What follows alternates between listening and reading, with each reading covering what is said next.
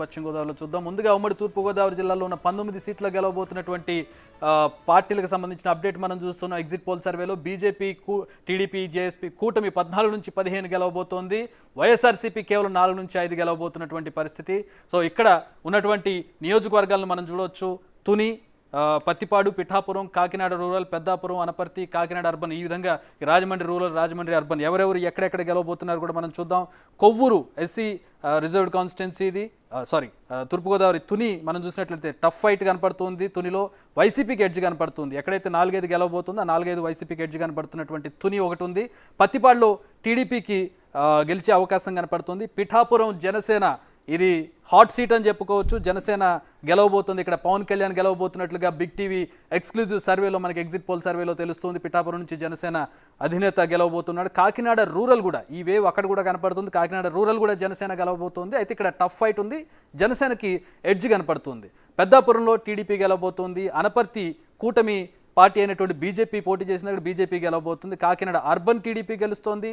ముమ్మిడివరం, అమలాపురం, అలాగే కొత్తపేట, మండపేట, రాజమండ్రి అర్బన్, రాజమండ్రి రూరల్లో tough fight ఉంది. రాజమండ్రి అర్బన్ టీడీపీ గెలవబోతుంది. జగ్గంపేట టీడీపీ గెలవబోతుంది.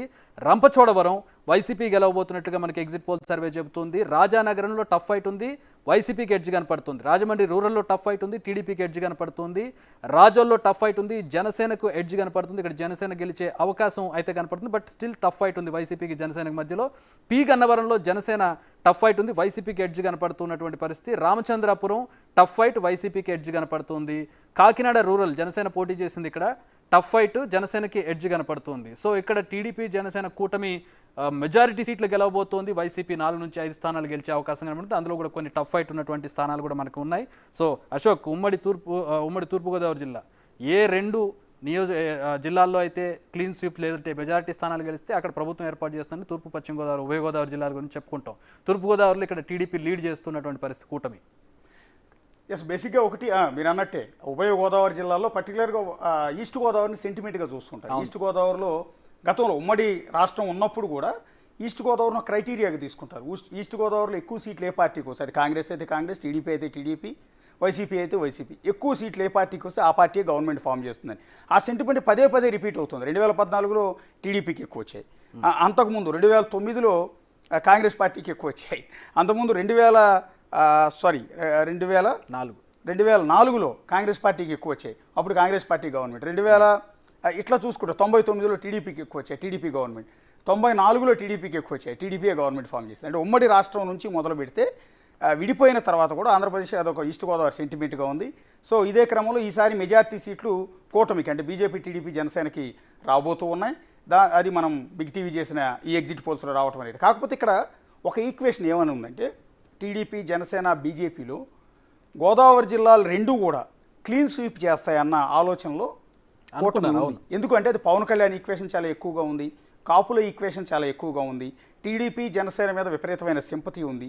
ఈ నేపథ్యంలో 19 స్థానాల్లో కనీసం 18 స్థానాలు టీడీపీ కూటమి గెలుస్తుంది అని మొదటి నుంచి ఎక్స్పెక్ట్ చేశారు. కానీ అది 14-15 స్థానాలకు పడిపోవడం అనేది కొంత కూటమికి ఎఫెక్టే నిజానికి.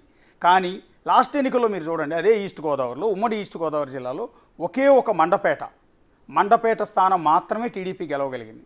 ఒకే ఒక స్థానం గెలిచింది. 19 స్థానాల్లో ఒకే ఒకటి గెలవగలిగింది. సో ఈసారి ఆ స్థానం మిగిలిన అన్ని స్థానాలు గెలిచిన వైసీపీ ఈసారి పూర్తిగా వీకెన్ అయింది. రకరకాల కారణాలు ఉన్నాయి. రకరకాల కారణాలు మీకు ఆయన ఒక ఎమ్మెల్సీ ఉన్నారు. ఆయన ఒక డ్రైవర్ని చంపి డెడ్ బాడీని కారులో వేసుకుని దళిత డ్రైవర్ని తీసుకుని, ఆయన పేరు మీకు ఐడియా ఉందా? ఒక ఎమ్మెల్సీ ఆయన మీద విపరీతమైన అలిగేషన్స్ వచ్చాయి. ఆయన డ్రైవర్ని ఆయనే హత్య చేసి డిక్కీలో వేసుకుని తీసుకుని ఇంటికి డోర్ డెలివరీ చేశారన్న అపవాదం ఉంది. దాని మీద విచారం జరుగుతోంది. జైలుకు కూడా వెళ్ళొచ్చారు. అది చాలా మైనస్ అయింది. అనంతబాబు ఎమ్మెల్సీ అనంతబాబు చాలా మైనస్ అయింది. పర్టికులర్గా ఆ జిల్లాలో ఉన్న దళితుల్లో అది విపరీతమైన ఎఫెక్ట్ పడింది. చాలా ఎఫెక్ట్ పడింది. చాలా సిల్లీగా తీసుకోవచ్చు. ఆ పార్టీ కనుక అనంతబాబు మీద యాక్షన్ తీసుకుని సస్పెండ్ చేస్తుంటే ఈక్వేషన్స్ వేరుగా ఉండేవి. కానీ ఆయన జైలు నుంచి బయటికి రాగానే వైసీపీ కార్యకర్తలంతా పెద్ద ఎత్తున ఊరేగింపుగా దండలు జల్లి, పూలు జల్లి, దండలు వేసి తీసుకొచ్చేటప్పటికి అది ఎస్సీలందరిలో వ్యతిరేకత తీసిపెట్టింది. వాస్తవానికి ఈస్ట్ గోదావరిలో ఎస్సీల్లో వైసీపీకి చాలా పట్టుంది. కానీ ఈసారి ఎస్సీ ఓటు బ్యాంక్ అంతా కూడా కూటమి వైపు అంటే జనసేన వైపు, టీడీపీ వైపు, బీజేపీ వైపు మొగ్గు చూపిందని చెప్పాల్సి ఉంటుంది. అట్లాగే తోట త్రిమూర్తులకు సంబంధించి శిరోముండం కేసు ఒక దళితులకి గతంలో 30 ఏళ్ల క్రితం జుట్టు తీయించేసిన శిరోమండనం చేయించిన కేసులో కోర్టు శిక్ష వేసింది. అది కూడా దళిత ఇష్యూయే. ఇక్కడ అగ్రవర్ణం, అక్కడ దళితు. ఈ ఈక్వేషన్స్ దళితుల్లో విపరీతమైన ఆగ్రహానికి కారణమయ్యాయి. రెండోది గోదావరి పరివాహక ప్రాంతాల్లో ఇసుక కుంభకోణం, ఇసుకని ఇష్టం వచ్చినట్టు లేకుండా చేయటం, రకరకాల ఈక్వేషన్స్ ఈస్ట్ గోదావరిలో. ఇక అన్నిటికన్నా ఇంపార్టెంట్ పవన్ కళ్యాణ్ ఫ్యాక్టర్. పవన్ కళ్యాణ్ ఖచ్చితంగా గత ఎన్నికల్లో ఈస్ట్ ఎక్కడ ఎలా ఉన్న పరిస్థితులు ఎలా ఉన్నా కూడా ఈస్ట్ గోదావరి జిల్లా, వెస్ట్ గోదావరి జిల్లాలో మాత్రం కనీసం సీట్లు వస్తాయని ఎక్స్పెక్ట్ చేశారు. అలాంటిది కాపు బలం ఎక్కువగా ఉంటుంది, పవన్ కళ్యాణ్కి విపరీతమైన క్రేజ్ ఉంటుందని. కానీ అక్కడ ఉన్న కాపులు గత ఎన్నికల్లో చీలిపోయారు. పూర్తి స్థాయిలో జనసేన వైపు లేరు. జనసేన వైపు మెజార్టీ కాపులు ఓట్లు వేసి ఉండొచ్చు, కానీ అప్పుడు టీడీపీ వైపు కొంతవైపు ఓటు బ్యాంక్ చీలిపోయింది, వైసీపీ వైపు ఓటు బ్యాంక్ చీలిపోయింది. టీడీపీ జనసేన మధ్య ఉన్న ఆ ఫైట్లో 100 ఓట్ల తేడాతో వైసీపీ వాళ్ళు గెలిచిన సందర్భంలో, అంటే పిల్లి కొట్టుకుని మధ్యలో అంటే కొన్ని స్థానాలు ఉన్నాయి. అనపర్తి కానీ, రామచంద్రాపురం కానీ, ఇప్పుడు రంపచోడవరం అది ట్రైబల్ కాన్స్టిట్యున్సీ. సో అక్కడ కానీ వైసీపీకి అక్కడ గెలిచే అవకాశాలు ఎక్కువ ఉంటాయి. కానీ అనపర్తిలో కూడా వైసీపీ పోటీ చేస్తుంది, బీజేపీకి ఎడ్జ్ కనపడుతుంది ఇక్కడ గెలవడానికి. ఎస్. సో రామచంద్రపురం అనపర్తిలో ఈ రెడ్డి కమ్యూనిటీ ఎక్కువ డామినేటింగ్ ఉంటుంది. అక్కడ వైసీపీకి మంచి పట్టున్నటువంటి ప్రాంతాలు. అవును. అయితే ఈసారి మీరు చెప్పినట్టే పిఠాపురం చాలా కీలకమైన కాన్స్టిట్యున్సీ. పిఠాపురం చుట్టూ స్టేట్ పాలిటిక్స్ అన్నీ కూడా ఎదురు చూస్తున్నాయి. అక్కడ వంగాగీత ఖచ్చితంగా గెలుస్తుందని వైసీపీ బలంగా చెప్తోంది. జగన్మోహన్ రెడ్డి లాస్ట్ మీటింగ్ కూడా ఎన్నికల ప్రచారం అక్కడే పెట్టారు. శక్తియుక్తులన్నీ అక్కడ శక్తియుక్తులన్నీ మోహరించారు. అనేక మంది మంత్రుల చేత ప్రచారం చేయించారు. మండలానికి ఒక మండలానికి ఒక నాయకుడిని పెట్టారు. విపరీతంగా డబ్బు ఖర్చు పెట్టారు. అయినా కూడా పవన్ కళ్యాణ్ ముద్రగడను మోహరించారు.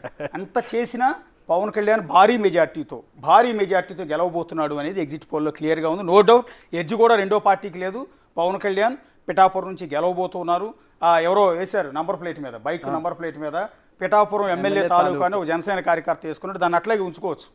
ఆర్టీఏ నిబంధనలు ఒప్పుకుంటే ఆ కార్యకర్త దాన్ని అలాగే ఉంచుకోరు, ఆర్టీఏ నుంచి పర్మిషన్ తీసుకుంటే. దాని పక్కన పవన్ కళ్యాణ్ పక్కాగా కన్ఫామ్ గా పిఠాపురం నుంచి పవన్ కళ్యాణ్ గెలవబోతూ ఉన్నారు. ఆల్రైట్, నెక్స్ట్ ఉమ్మడి పశ్చిమ గోదావరి జిల్లాకు వెళదాం. నెక్స్ట్ ఉభయ గోదావరి జిల్లాలో మరొక కీలకమైనటువంటి జిల్లా.